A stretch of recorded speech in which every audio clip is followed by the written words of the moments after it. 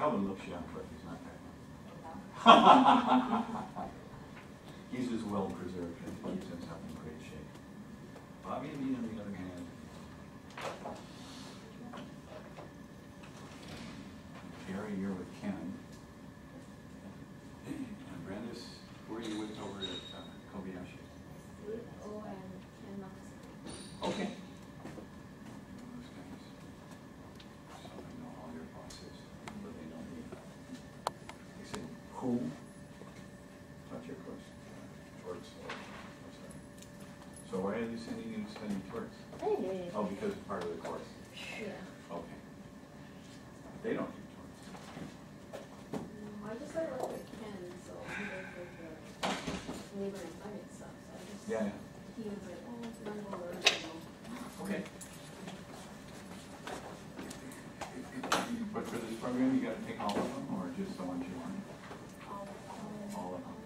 So how many is that for? 20 sessions. 20 sessions? 20 sessions. That's cool. We're halfway through. But you know, the speakers are so exciting, so, you know, I know they're getting something. I'm not going to break that curve. He's so funny. Don't worry, I'll ask enough questions for you. Okay. Coast Guard. Far out. Okay. And Ray, who's up at KSBE now? In legal counsel. Jack Wang is my boss, and Dana Sato, Okay. Cindy Chang, Lian Kaido, Colleen Wang is a VP, Okay. Sabrina Toma, and Paul Lucas, Okay. and then Eric Sonnenberg is their trustee, their trust guy, yeah. All right. A lot of people They've there. got, yeah, a lot of turnover out there too. Yeah. Olden days. Yeah, I think almost, I would guess half, maybe Yeah, maybe even a little bit more. more. Okay, I guess we'll get started and we'll wait for a couple of other students to come. Okay, students, next week, Monday, we will have Howard Luke with criminal law, and then Thursday we'll have Peter Linhart on contracts, chapter 12. So chapter 14 and chapter 12 next week. And so with no further ado, we're so privileged to have Charles Crumpton.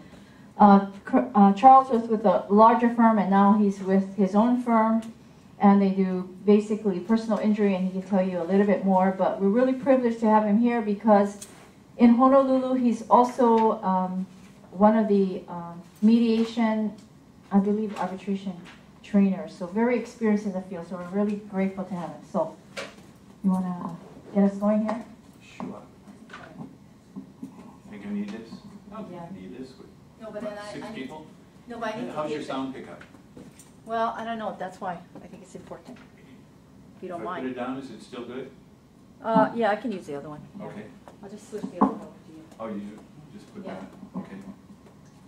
All I just want to make sure that right. Yeah, that one's got a lot of volume to it, so. Yeah, every Pardon. word. You gotta watch what you say. Wait for your every word. Hanging on every word. Yes. Yeah. I don't know about the hanging part. Okay, so we have one Coast Guard and 4 private law firms and KSBE. They still call it that? KSB. Yeah, okay, good. All right. And a little bit of my background. I've done this for 31 years. I have no idea what this means, but whatever it is, I have. I went to UH Law School, now called Richardson School of Law. Before it was Richardson School of Law. We were down in the quarry between the freeway off-ramp and the quarry parking on-ramp, which was pretty miserable. And I started out with John Edmonds doing mostly tort litigation, but also some commercial litigation for about 2.5 years, and then Ashford and Riston for 5 years doing land and money litigation, including representing KSBE on leasehold conversions. Then Dave Hall and I had our own firm for about 8 years doing civil litigation. And I was at Clay Chapman for 16.5 years.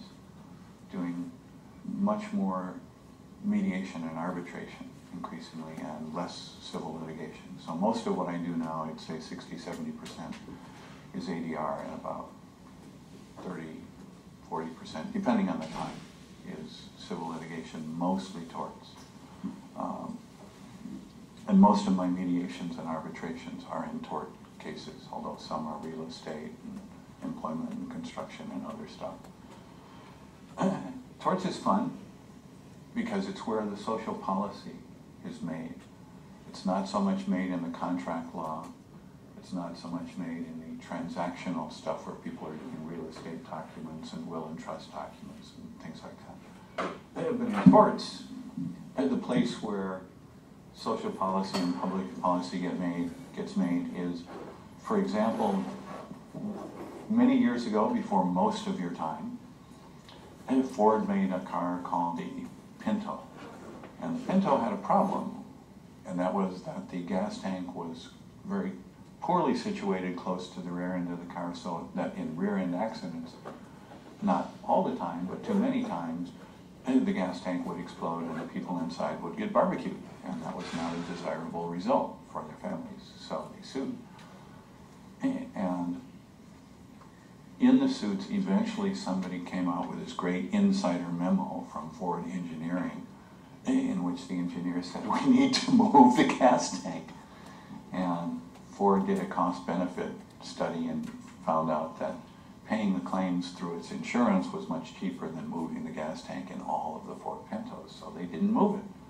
And so that memo came out, and the state of Indiana actually went after them for criminal prosecution. Didn't succeed because Ford's too big and too powerful, but that's an example of how tort cases have affected major elements of public policy. In Hawaii, for many years, utility poles were right next to the edge of the road. There are highway safety standards that say it's supposed to be 15 feet. And after enough people got killed or seriously injured from going a little bit off the road and crashing into utility poles, they started putting them underground because there were fights between the utility companies and the state or the city, whoever had the roads, over who was responsible for the pole placement. And they got tired of doing that, and so they just moved the poles either away from the roads or underground. They're not all moved. You'll still see some places in the state where the poles are within 15 feet of the road because it's the poly and there's no place to go or whatever. But I would say 80–90% of the state, they've now moved them either underground or 15 feet away because that's the standard.